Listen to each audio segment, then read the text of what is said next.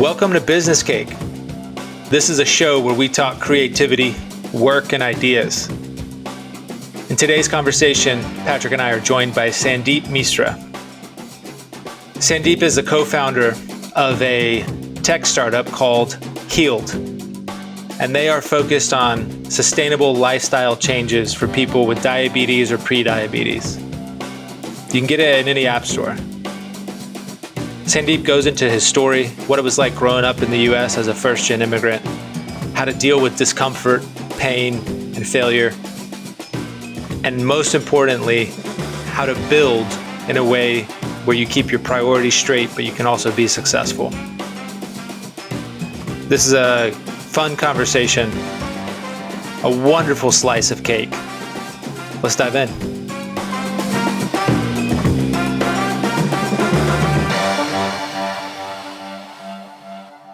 But yeah, just give us, a thumbnail sketch of who you are, and we'll dive in from there.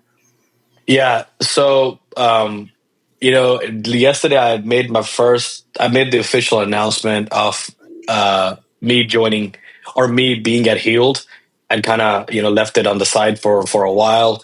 And I made the announcement official yesterday on LinkedIn.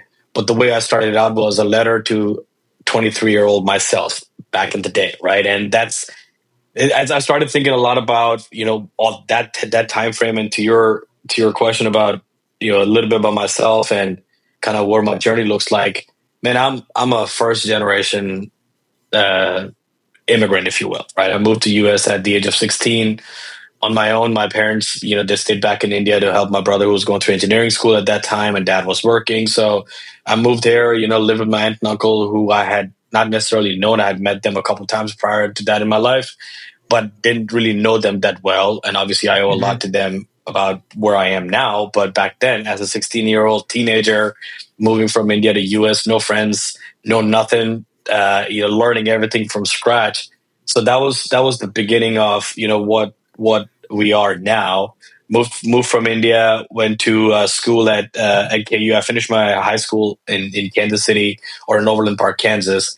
Then moved to Lawrence. That's where I went to undergrad at KU. Rock Chalk Jayhawk, a good plug there. After school, I was one of those outliers, especially in the Indian community, if you will, because growing up, the thought process was you were either an engineer, you're a doctor, or you're a failure, right? That's how families were raised, growing up in India. And when I got here, I was like, well, I'm going to be an engineer because, hell, I don't want to be a failure. That's what I'm going to do. Right. My entire family's done that. I'm going to be that. So I got into engineering school. I was working through engineering, and it was just not going well. I struggled mightily on that. It just was not my cup of tea. Worked as a consultant at an engineering firm for 6 months. Didn't enjoy it. And just short of graduation, the decision to move away from it and do something entirely different. Dumped it on my parents, and thankfully, they didn't push back. They said, "Hey, you do what makes you happy, and you go get a degree or education, whatever you think you will be successful in and happy in." Got my undergrad in economics after that, which was my passion to begin with. Money, economy, macro, micro, politics, impact. That's always been my passion, right? Even when I was younger. So I got my degree in economics and started my career, believe it or not, selling flooring, which at that time did not realize that flooring is going to be complicated.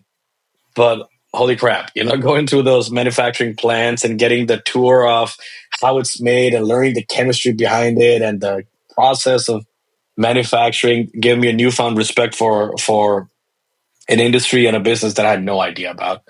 So I started doing that. I did it very successfully and very well. Enjoyed it for about 7-8 years. Built a couple of brands. So how old are you at this point?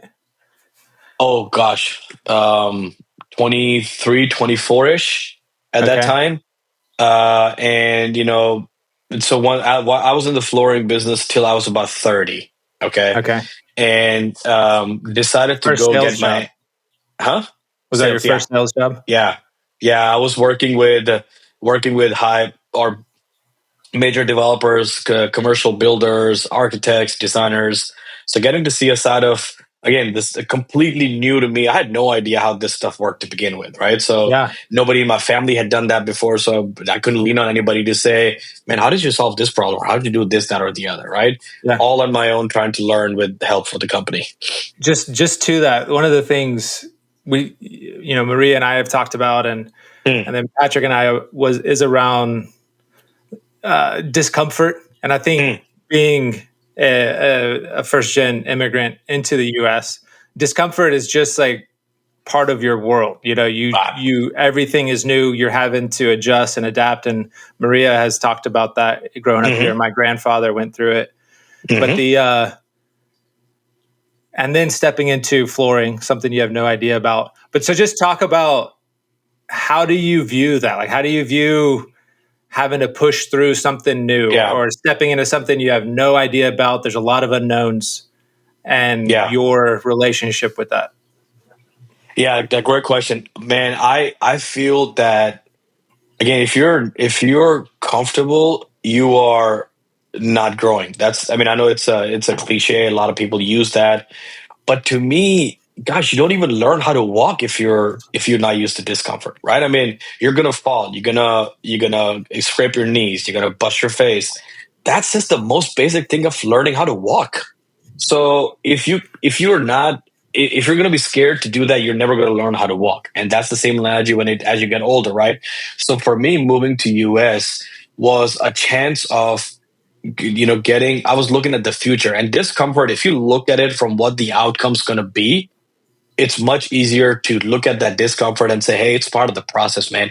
The grunt work that you have to go through across the board your entire life, small, medium, large, doesn't matter. You're going to have to go through that, right? So I look at discomfort. I look at something new as hey, what does this mean to me down the line if I'm able to power through this, right? And if the answer is on the other side of that door is personal success, financial success, emotional success, whatever the case might be, hell, I'm doing it. Yeah. Now, if on the other side it's nothing, it's a void, I probably won't do it, right? And I think it's more subconscious, but at the same time, you realize that you start bringing that part of your personality and say, no, I'm going to do it because the other side is more important to me than the immediate pain, discomfort, and all that. So that's how I evaluate it. And you will, as we talk more about my career progression over the last 20 years or so, you will see that pattern emerge over and over again, which is uh, shit, let's just do it. Why not? Right. And it's going to work out or not going to work out, but no downside to it. Yeah, it'll be worth it to push Yeah, through to get to that other absolutely. side. Yeah. Well, It's do you kind of have a the, time where it didn't work out? Like maybe not a failure, but something that didn't go as planned and you learned from that one? oh, absolutely. Oh, a lot of examples. And, in one of my professional endeavors, if you will, when I was coming out of business school, so I had left flooring. I went to when I was in flooring business, I decided to go pursue my MBA. So I went to SMU. Go Mustangs! Oh man, I'm plugging in all my mascots. There you go. It's for grad school, and as I was coming out, I decided to pivot and go to a different industry. Right? It's like where can I go use what I've learned, but have a different trajectory rather than selling flooring. And that first job that I got, it was in sales, but more on the leadership side, was a terrible failure, right? I figured, hey, it's new. I'll learn from it. It's a new industry. Excuse me. I'll learn from it. I'll be successful. If not successful, I will again learn from it and move on to a different chapter. Man, it was a major failure. I in my rush to be uncomfortable, in my rush to do something new, I forgot to ask the right questions, Hmm. right? And I forgot to look at the business, the company, the culture, the people, the growth trajectory. And I just looked at it as something, oh, this looks cool. This looks new. Let's go do it. It's going to be fun. Well, do a little digging in. And that was the lesson I learned was don't just jump into it because it's new, because it's challenging, because it's fun, quote unquote. And I had to step aside within 3 months. I was like, oh my God, what have I done? Right. I gotta leave this. Now I got nothing. I left flooring. right? I've got the student debt of my MBA on Yep. my head. Oh, and by the way, this new job didn't work out, and you have no idea what the hell you're going to do after this, right? So I had to reframe, come back to it, and then go at that point. But yeah, Patrick, that's happened, in small scale and large scale across the board when it didn't work out, and that's okay. Yeah, and I think it's awesome because there's so much we can learn from things that don't go well, in our when you say it was a failure, what do you mean? Like 3 months, what was the failure about it? I had to go get a new job. I mean, from a perspective of, again, I forgot to mention that I was newly married and my wife had just lost her job at that time. So it's like, awesome. Let's Kind of a add stressful more to time, this maybe. this list, But so from a failure or perspective of, I don't see a path forward at that point. I don't know what's going to happen. The uncertainty, you tried something and didn't work out. So failure from that perspective of the outcome that you had in mind is not going to be realized, at least at that point or in that incident. Got you. Yeah, that's good. So then, keep us going. What happened after that? Yeah, so that led me to exploring other industries. I said again, the flooring is in my rearview mirror. I'm not going to do it. Man, I was so good at it. I enjoyed it, and the financial rewards were amazing. The recognition was amazing. I truly enjoyed it, but I knew that was not the path I wanted to be on. Right, so. For me, I always kept going back to what are, again, the industries that can not only speak to me, but I do know that they have certain sort of sustainability and growth to them. And healthcare was the one that kept jumping across, doing my analysis, doing my research. So I talked to a bunch of my friends and was fortunately able to break into DaVita, which was at that time, the second largest nephrology company in the world, right? They had own dialysis centers. And they were building out an EHR that was specific to nephrologists. So this was my first foray, Will, into the startup mindset, right? Because here's a big company, DaVita. They're building out a smaller company within that with limited resources, limited money, and going after a specialized market that they have never done before, right? So EHRs were becoming big. Obamacare and Affordable Care Act had just kicked in.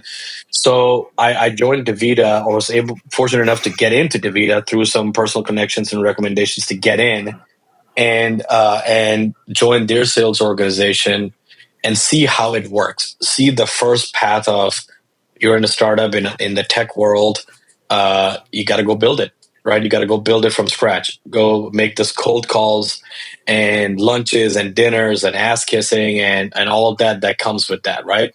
So I had to do that to start out. And then from that point on, I think I was set. I knew that healthcare was my calling. I knew that I wanted to be in an industry that made an impact in people's lives in one way or the other. And healthcare was the easiest of those industries. So I stuck with that and have grown rapidly or consistently across that. Have joined a startup, after a couple of stints at some larger corporations, and was the first employee hired in the U.S. At that startup. The company was bootstrapped and built out the sales organization. The company was called Vitrios Health. I actually gave the company the name Vitrios, which was, I was using the word Latin for Magic 8 Ball, and that name came up. And Vitrios was a predictive analytics company. So, can we see in your future? Can we predict? Okay. That's how we came up with the name Vitrios. That's awesome. Regardless, I came up with I led the sales team. I built the sales team out, the sales and marketing organization, and we had a successful run. And that was then the second painful lesson came in: pay attention and don't just jump into it because it's cool. And the painful lesson was we got the largest deal in the company history 2 days after my daughter was born, and got us the private equity funding based on that deal at that time. And 3 weeks later, I was informed that, hey, great job bringing the company to this level, but you're just going to be an individual contributor. So we're going to bring you down from leader to individual contributor because the board feels that we need to bring someone that has, a bigger presence at that time. And in my mind, I'm going, wait a second. So first employee, build the company, got the private equity money. It's not good enough. And I need to take a step back. Okay, well, I'm gonna take a step side. So I'm not gonna do this again. If I'm gonna bust my ass to bring you something, and I'm not asking for extra rewards, but I do expect to be treated fairly. And if you ain't gonna Yeah. do it, I'm out. I'm out. I'm not gonna do it.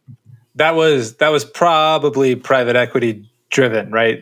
So as Yeah, they're stepping in, then they're like they have their opinions of what needs to happen, yeah, which yeah, we've seen in other arenas as well. So yep.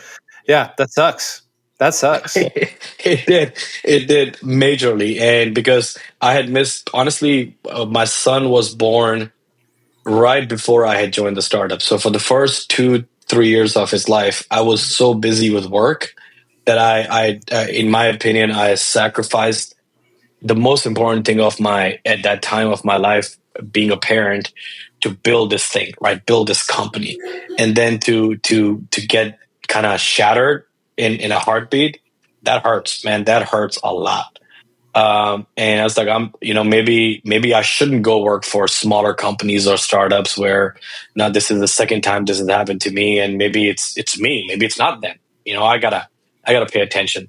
So I took that in stride though, but it was a painful lesson for a few years. I mean, I think I still use that chapter of my life as a big motivator plus a guard against the decisions that I make that I might feel that would put somebody in that position that I was in. Right. Mm-hmm. So it changed me and my perspective a lot. So were you tempted to like stop and lick your wounds, like feel sorry for yourself and that kind of thing? Or like, how did you mentally Yeah. frame what happened for you, to move forward? Yeah. I don't do that. That's just not my personality. And part of that is, being the smallest kid growing up and getting knocked around day and night. Man, if I just sat there and felt sorry for me, the next punch was coming right my way. Right. So Yeah. I just did not ever have the luxury to sit back and say, oh man, let me feel sorry for myself. So I don't get too high when things go well, ever, because I knew the turn is right around the corner. Right. And I don't get too low when bad things happen, because again, the turn is right around the corner. Right. This too shall pass. Those four most important words. So no, I mean, I felt bad, but I didn't waste time, or I didn't mope to say, God, why me? And all Right. that. I don't, because there's never a right answer for that. Yep. One thing that I don't know if these threads are there in your story, but let me see if they are. I'll see if they're existing. But it sounds like, I mean, you have the family piece, really important. You obviously, there's the emotional, like your well-being, there's the financial success, and then you've brought up like the broader impact to healthcare and those things. And so I kind of hear in some of this, like there were some jobs that had, okay, the financial success at the flooring, right? Or, when you were starting, but maybe you took a job and it impacted your family negatively. And so there's like a calibration maybe that's happening. It sounds like it's happening as you're going through these experiences. Was Always, there always. reflection on that? Like, was there conscious where you're looking for, how do I find something that is going to align all of this stuff? Or are you like just making sure you are balancing family and Yeah. work and all that as you go? Like, which Yeah. one? For me, that's a great question. For me, yeah, the balancing act is always going to be there, regardless of where you are in your career. There's always a balancing act within, or externally as well. And for me, it's always my family comes first. And I even in my last role that you're familiar with, I used to tell my sales execs that if somebody asked me a question, who do you work for? My answer is always my family. I work for my family. Company X just happens to pay my paycheck. Right. So I never say I work for company X. No, they give me my paycheck. I work for the betterment of my family, for my family, capital F, capital O, capital R. That's it. Right. So if anything that interferes with that, I'm done. I'm out. And that includes my personal well-being. Right. So if you're giving me, let's say a company's giving me a lot of money and I'm making bank, right? And I'm rolling in dough from that perspective. But my mental peace and my physical health and my emotional health is completely destroyed, i.e., coming down to impact my family, I'm out. right? Because at the end of the day, again, I work for my family. You just happen to give me my paycheck. So that balancing it, that calibration is always important for me, and it has been, and I hope it will stay like that forever. But yeah, it is. That's the way I approach every decision I make. That is a long term decision. Now, whether I go eat at Taco Bell or at In-N-Out Burger or get a salad from Salad and Go, not really that. Dude, I'm not gonna have that you low. eat Taco Bell for your family. I do, man. Absolutely. And I'm telling you what, Also, my kids, if my kids can eat Taco Bell 5 days a week, they'll do that. So yeah, I have to dude, kind of stick with that. eat Taco Bell for me and my family because Maria does. We do not eat Taco Bell in this house. Well, dude, she can cook better food than Taco Bell can even dream of making. So I don't blame you. Yeah, but when they take a Doritos chip and then they make that a taco, The innovation, right? The That innovation, is the innovation. ingenuity. It's innovation right there. False advertising. It doesn't taste that good. yeah, no, you're right. Okay, so Yeah, so from that point on, from the startup, uh, yeah, I'm gonna skip my Dell days. Those, I mean, that was a very important step in my career. But I got to Amazon, which was probably the biggest professional accomplished till that point of my life, right? Because first of all, that company everybody holds in great regard, right? Hey, you work for Amazon? Wow, I mean, shit, it must be nice. And it was, right? But I looked at it as a very big accomplishment personally and professionally because I got to somewhere where I had never thought I was going to be, especially starting my life or my career in flooring and getting to healthcare within Amazon at AWS. There's a lot of little things that have to happen, a lot of stars have to align, and a lot of races that have to be run. And man, what an experience. Those 3 years that I spent at AWS, I think I've learned more in those 3 years professionally than I probably have learned in all my other jobs combined. And I include that first startup, okay? Because I got to see the speed of innovation. I got to see, I think, Patrick, you were talking about those mistakes that you make and you kind of, do you mope about it or not? And that was where also I felt that I was home a little bit because of one of our biggest leadership principles or biggest mindset philosophies that we followed at Amazon, which was the concept of a two-way door. Man, if there's a door that can swing both ways, just go through it. What's the worst that's going to happen? You can come right back, right? So it is not that big a deal. People, I think, and we brought this into my startup, and we'll talk about it more a little bit, but go make mistakes, fail fast. That is the best way to succeed, is to fail fast, right? And I learned that at Amazon. I learned that at AWS. So those 3 years were phenomenal in that learning experience for me and growing me as a person and as a leader to begin with. But then I did see the challenges with that approach as well, right? I mean, AWS, if you think about it, or Amazon, it's first of all, it's hard to break in. So once you do break in, now you're surrounded by these mad geniuses, people that are very successful, people that have done great things, right? And you put them all in a room and you say, go figure it out. Man, you got 8 type A personalities that are trying to figure something out. It ain't that easy. It is not easy, right? But you learn that, hey, we're going to listen.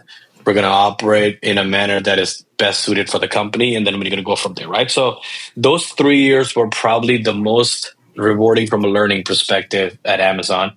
And from that point on, Will, that's when you and I met after I left Amazon and joined Rackspace. And, I was brought in to say, hey, we're going to build out this healthcare business. We had some healthcare clients, but there's not a real focus or strategy that had been put behind it at that time. Let's go build that strategy. Let's go do big things and turn this business around, because Rackspace is a well-known brand. I mean, a lot of people know about it for a long time, and you've seen it for a while, right? You were in the van when it was going really fast, right? Before it hit the stop sign, right? So it was challenging. And again, it goes back to this picking the unknown. When that challenge came to me, when I was approached to say, can you do this? My first thing was, wait a second, you work for a startup where you were the first employee, so you had to build it from scratch. Then you got to Amazon, which at that time when I joined was 900,000 employees. And when I left, it was 1.9 million employees. So you've been part of this massive conglomerate. What you have never done is turn anything around. Hell, that sounds awesome. Let's go turn it around. Right? That's the way my mind worked. It's like, you hadn't done this in your life before. Let's go do it. Right. So that's why I took that role, that challenge prior to obviously where I am now at Healed. Yeah. Rackspace has used that hook of, hey, you could turn this place around to bring in a lot of talent, It's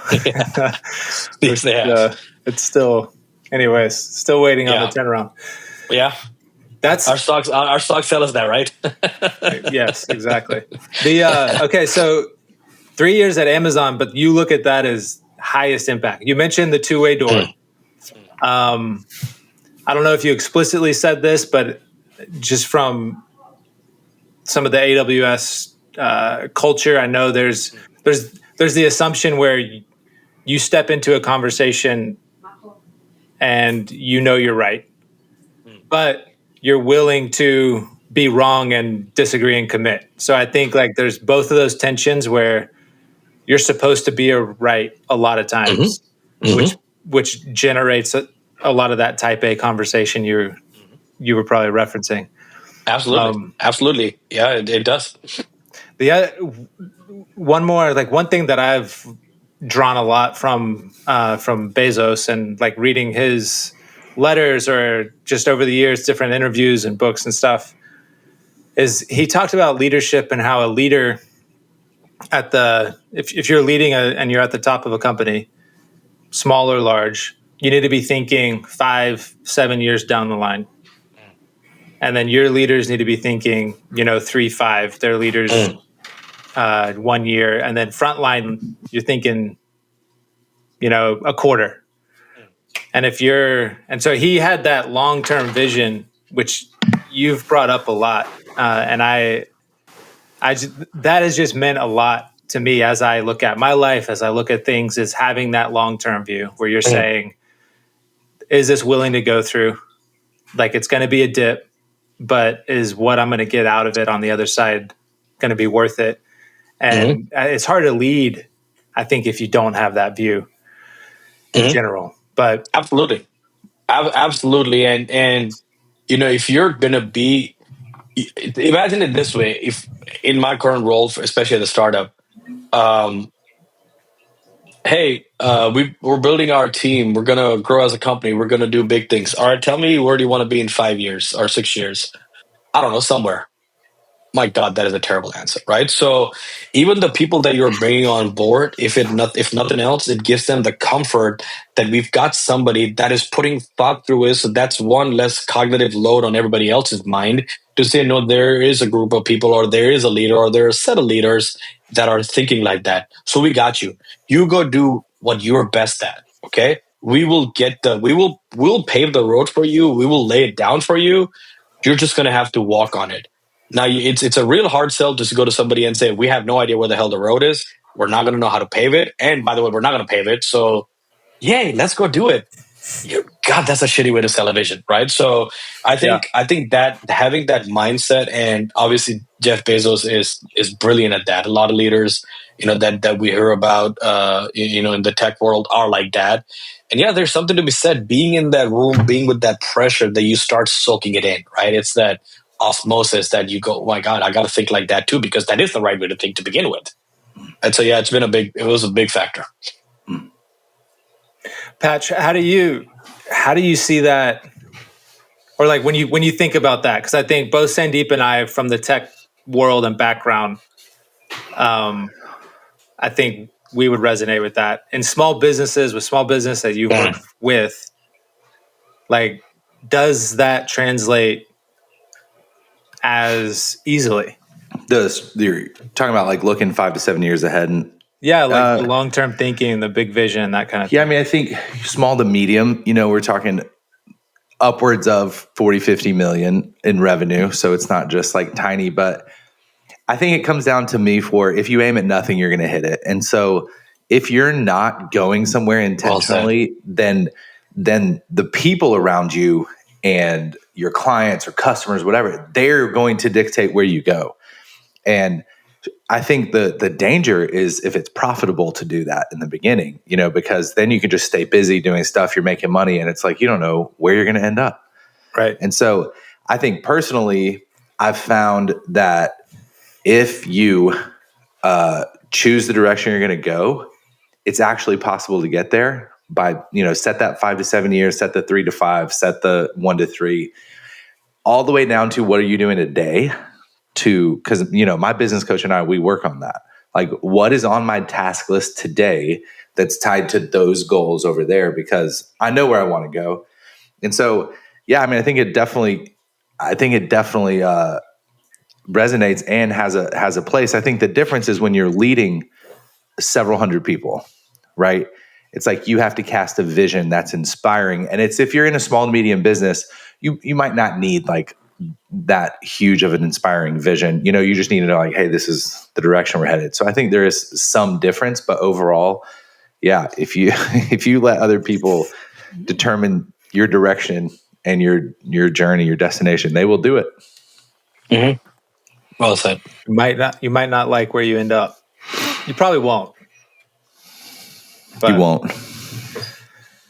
Yeah. All right. So Sandeep, let's pivot into Healed, because I think this is what you're working on. You're building right now. And like the whole time you're going through your career, this is there. And whether it's like conscious there or not, right? It's got to be like somewhere, like this is what you're aiming for somehow. Yeah, absolutely. I think it was always in the back of my mind. Sometimes it would make its way to the front, and then I'll push it right back because again, the competing priorities, the stage of life you're in, and honestly, those are all valid reasons, but a lot of times they're excuses. And I'll be the first one to accept that there were times when I could have done this, but I chose not to do it because I'd love to say I had reasons, but more I had excuses. But yeah, it was always in the back of my mind to the middle of my mind that I wanted to do this. And it was kind of strange how it happened.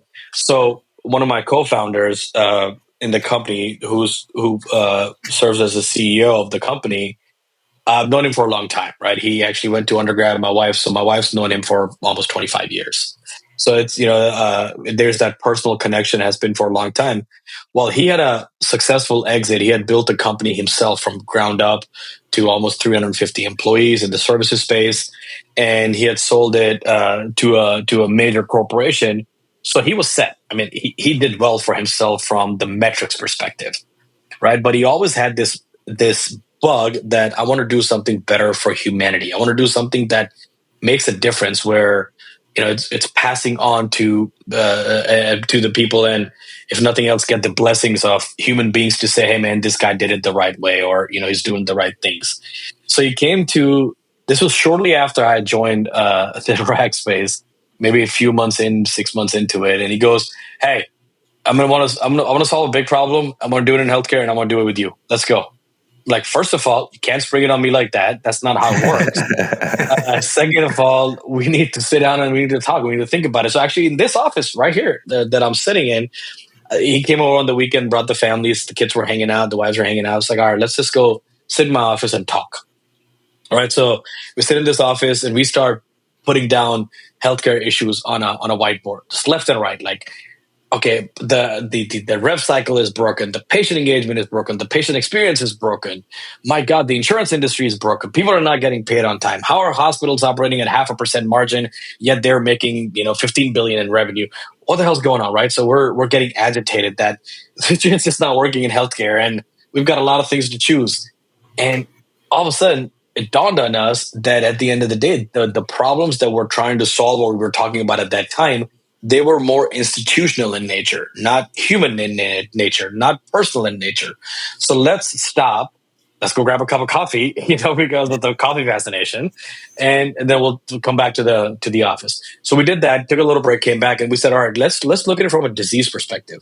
Let's look at it what we can do for humanity, where we can try to solve a bigger problem at a more personal level, and then worry about institutional maybe as the next venture if it ever came down to it. And looked at obviously then it became a research project. Okay, which are some of the diseases that have the biggest cost burden and the lifestyle burden on people, right? And obviously there's the top 7 chronic conditions that are top of mind for everybody. So cancer, asthma, diabetes, osteoporosis, so on and so forth, the top 7 chronic conditions.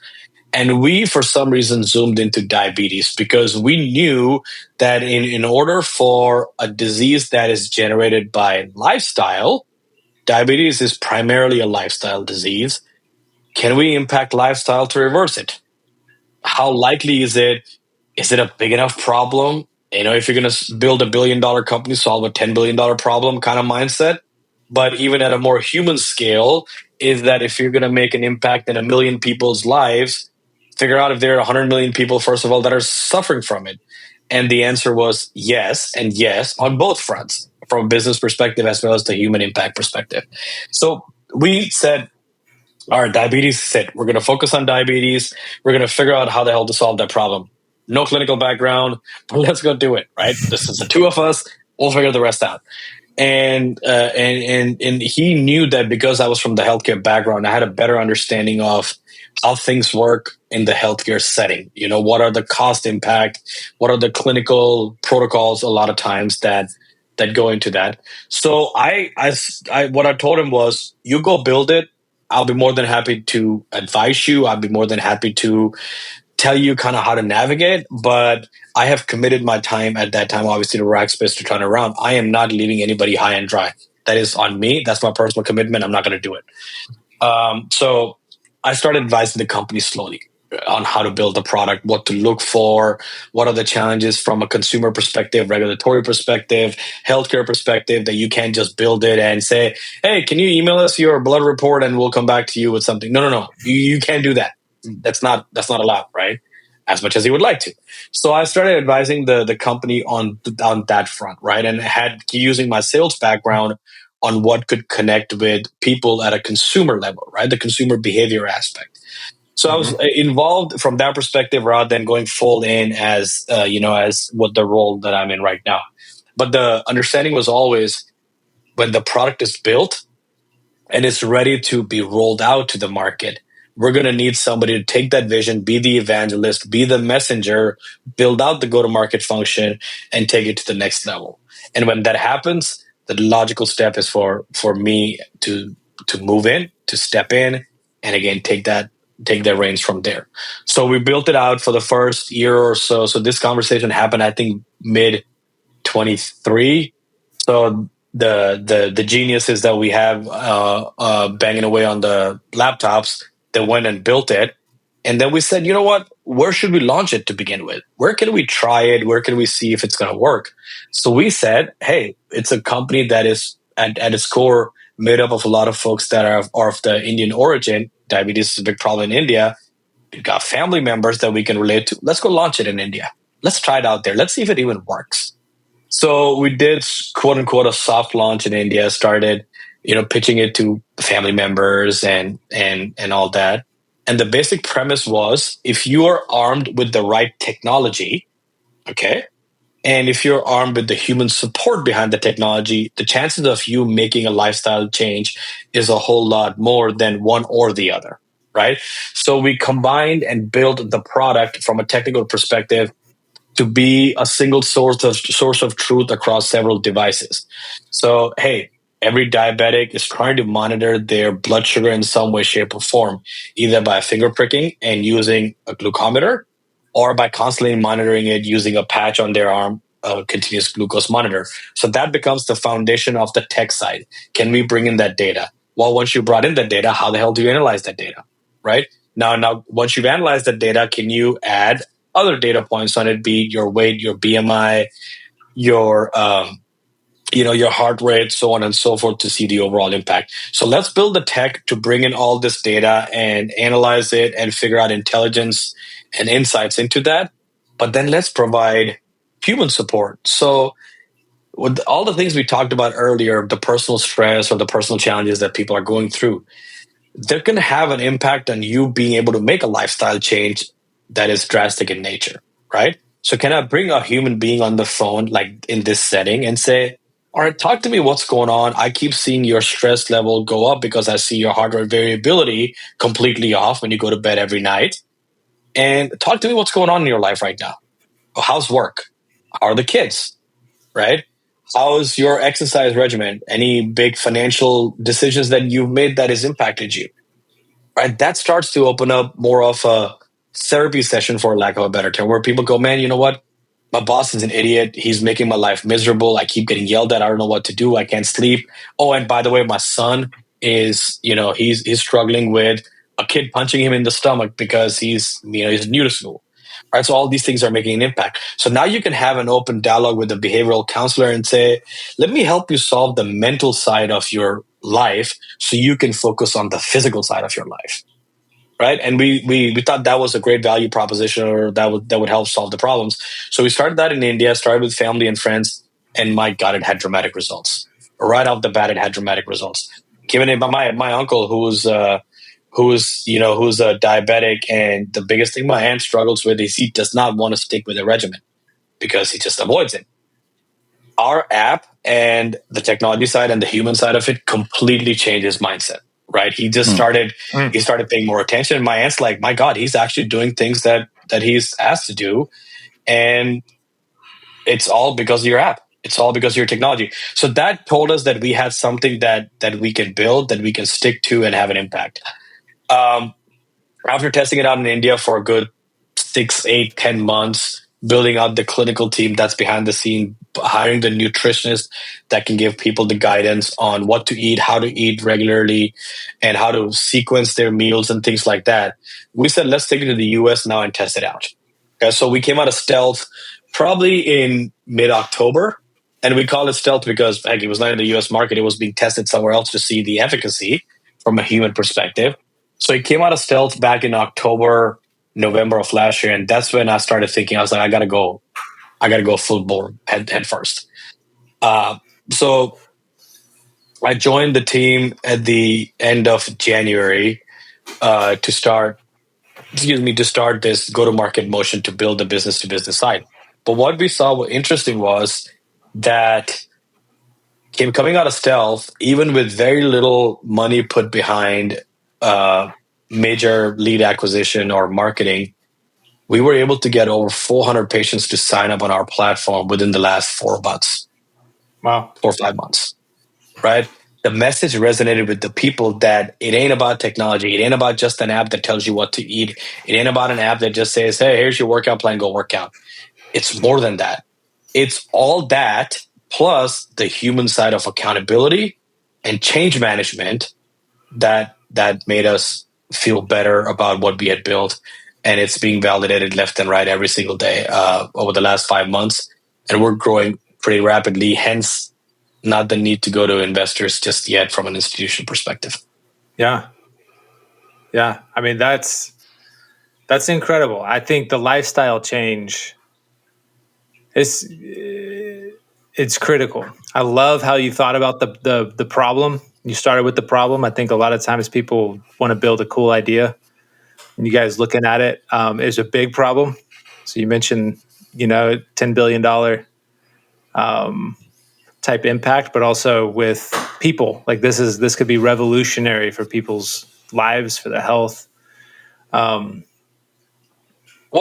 we keep getting these validation. Well, anytime you build a startup and, you guys have been entrepreneurs yourself and you have this doubt, man, what I'm building or what I'm selling, is it even worth it? Is it actually going to work? Are people going to buy this or not? Right. That's the first fear that you have in mind. And I'll read you, if you bear with me 1 second, I'll read you something we got yesterday. So we have our chat function in our on our website. And I'm just going to read some of the snippets that we've gotten from people that, hey, I've previously gotten my blood sugar down to, 125, but I was off dieting and my blood sugar spiked right back up. I want to get this under control without using medication. And can you help? Right? I don't want to be on medication. I don't want to use metformin every single day to control my blood sugar. Can you help me? Right? Those are the kind of messages we get. Those are powerful because they see what we're trying to do. And by the way, we got this chat, and within 25 minutes, this person signed up for the highest plan that we have to offer within 25 minutes of us getting this chat message. Okay.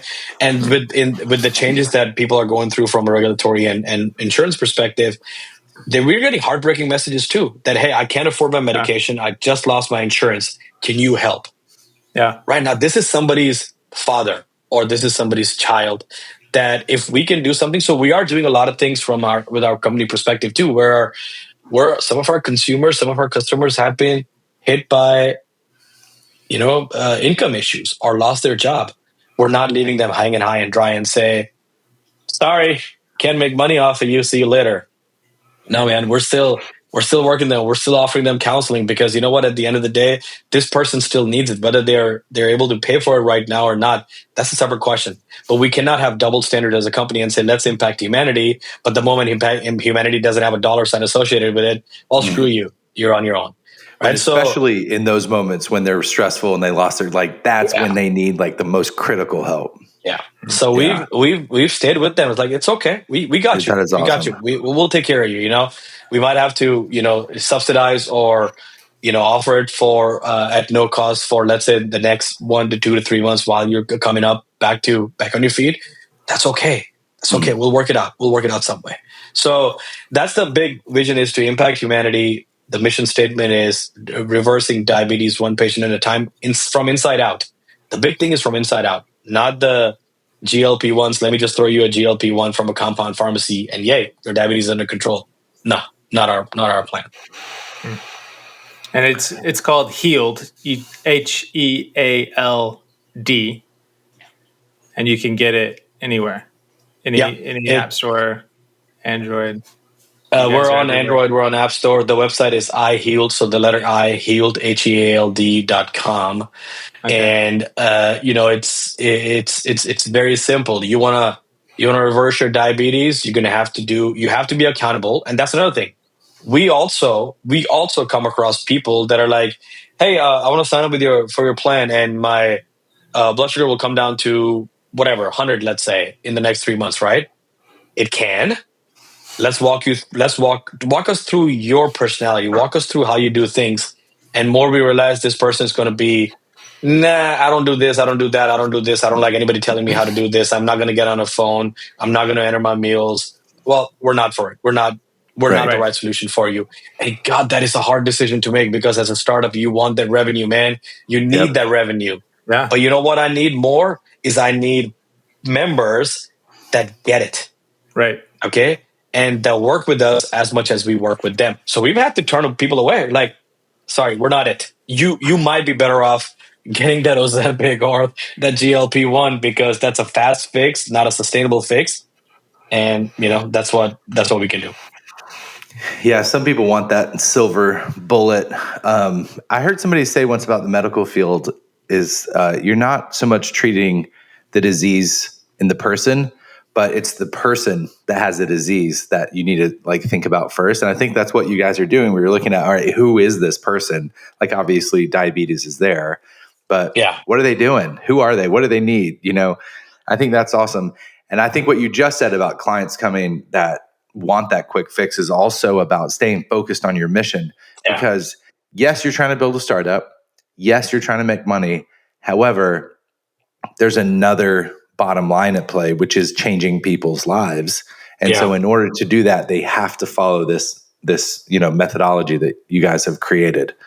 Yeah. Well, and it's to your point about the focus.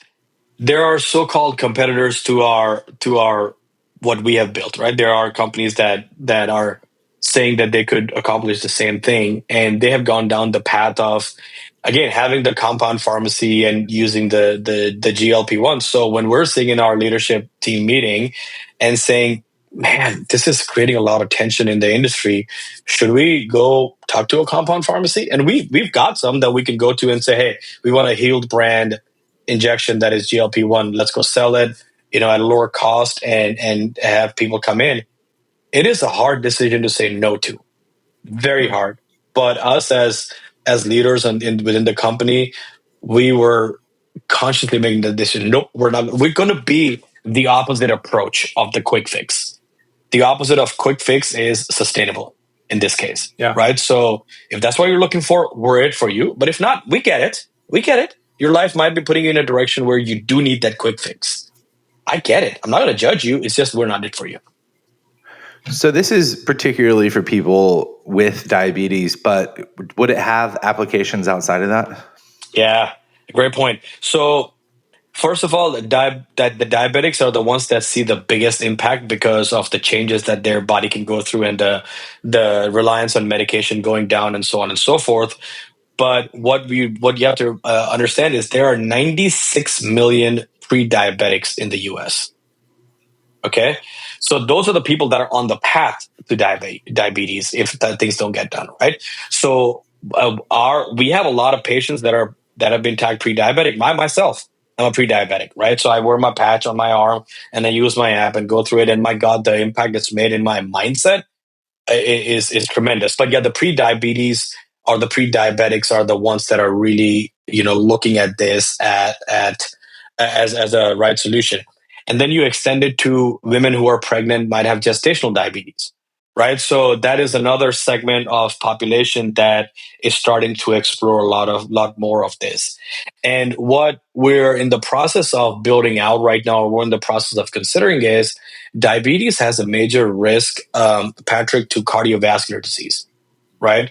So can you start creating protocols in there and do the calculation that says, based on your diabetes, what does your cardiovascular risk look like?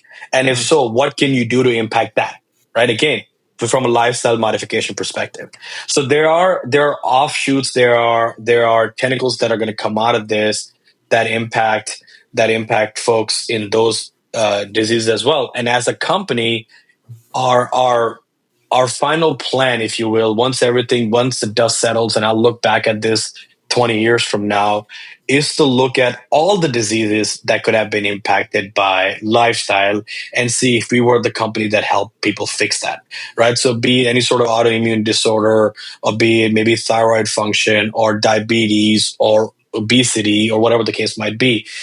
We want to be known as the company, once we're said and done, to say, hey, if there was a lifestyle decision that had to be made and a company that helped people make it in the right manner, man, Healed was it.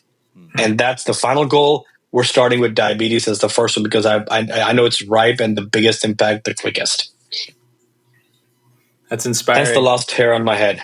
Yeah. Look, it was becoming a distraction, man. My hair was becoming a distraction. I was like, you know what? I'm just going to shave it off so I can just focus, Yeah, what do you guys do for baldness? Because I'll sign up for that.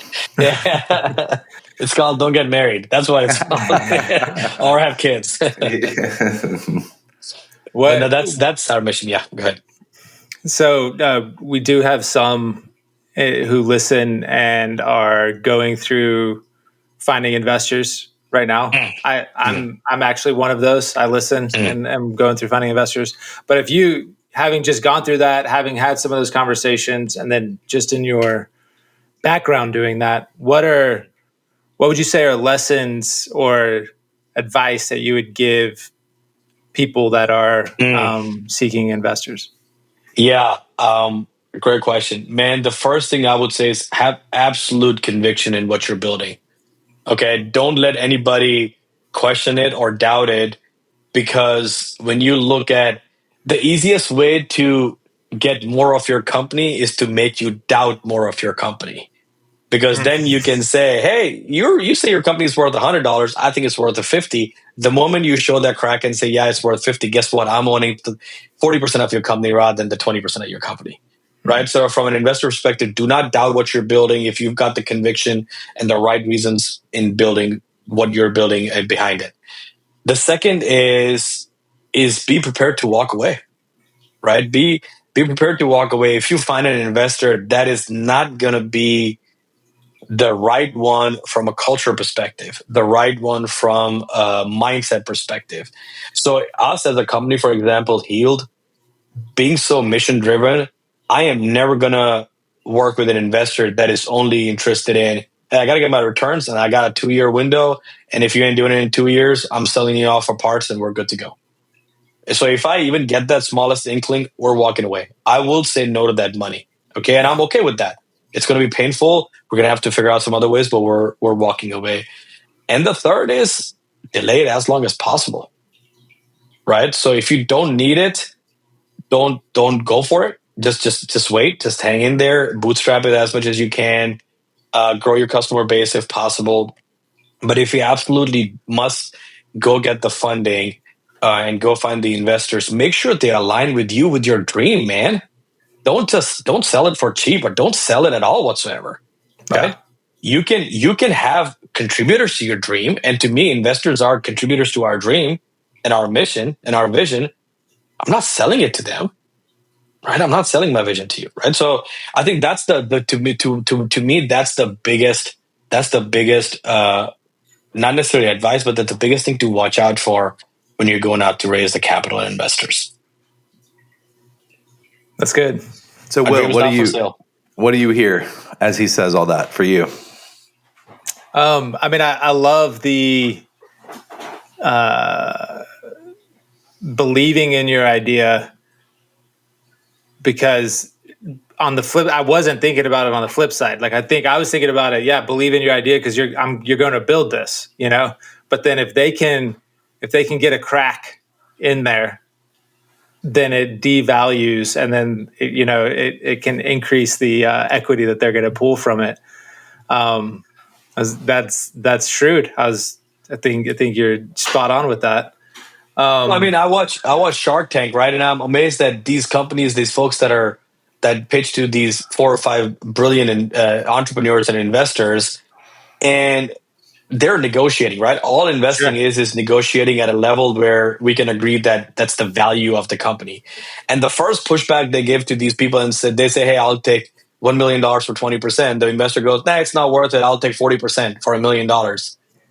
Take a pause and walk away, right? Because if you don't believe it's worth 40%, and they say this is the problem with your company. And that's how Shark Tank, if you look at it, how does it first start once the pitch is done? The sharks first give them the reasons why they're going to fail. Mm-hmm. You don't have the right supply chain. You don't have the right relationships. You don't have the right channels. You don't have the right product. You don't have the right pricing. And all of a sudden, that entrepreneur on the other side of the stage goes, "Yeah, I don't have none of that." "Yes, you are right." But guess what? I got your company, man. Now you sold your company to me without you realizing that you just sold your company to me. Mm-hmm. Yeah. Yeah, that's true. I think also on the delaying it as much as possible. Yeah. I think that's a lot of what, in my mind, it's like bringing investors in early is the most expensive money that there's going to be, especially when you're believing in the idea. You have the vision. You're like, I know this is going to happen. It's expensive, and that having that equity not be in your control or in your field is that could be hard. So I think those are the things that I'm working through back and forth. With our distillery specifically, looking to import the mezcal from Mexico, our rum is how long can we bootstrap it, and when is the right time to bring in outside money. Yeah, no, it's not easy, man. And as you and I talked a few weeks ago, and you were explaining to me what your vision is and what you're trying to do, the beauty is there's always the buyer of everybody's vision, right? So you might get in a room of 10 investors, for example, right? And you pitch them your vision, what you're building with your distillery and the import business. It's very possible that all 10 are like, "Yeah, not for me," right? But that doesn't mean it's the wrong vision. The sample size is small at that point. In the next room, you might go in with, again, 10 people. There might be 6 go, "Damn, that is exactly what I'm looking for." So first is to find that person or the group of people that buy into that vision.